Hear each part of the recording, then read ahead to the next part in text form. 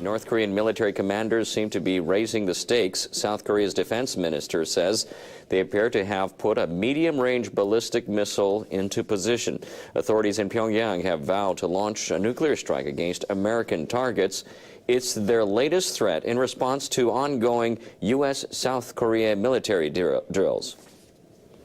Defense Minister Kim Kwa-jin spoke at a parliamentary committee meeting.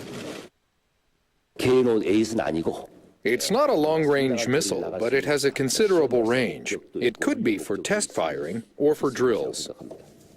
A recent U.S. intelligence image shows what looks like a ballistic missile being moved by train to the east coast of North Korea, the location of a launch site. Kim's description matches that of a mid-range missile known as Musdan. The North Koreans unveiled it in 2010 during a military parade. Its estimated range of 3,000 to 5,000 kilometers puts it in striking distance of Japan and a U.S. base on the Pacific island of Guam. South Korean officials say they cannot rule out the possibility that authorities in Pyongyang will fire the missile. They say they are closely monitoring activity in the north and are in contact with the U.S. and Japan.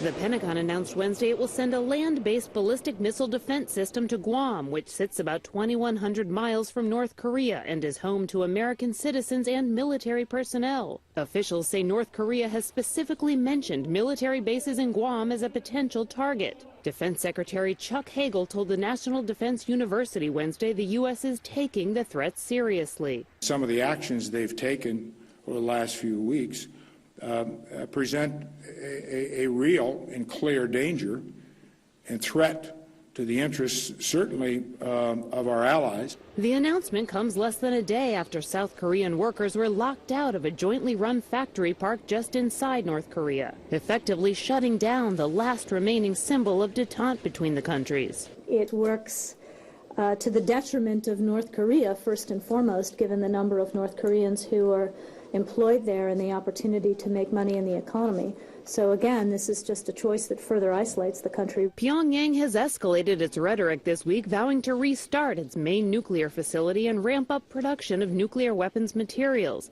It has also threatened a preemptive strike against the U.S. The Pentagon has dispatched bombers, stealth fighters, and ships to the region. But Hagel says the U.S. is working to reduce the tensions. We are doing everything we can, working with the Chinese, others, to defuse that situation on the peninsula. Secretary of State John Kerry will travel to the region next week. Kelly Daschle, Associated Press.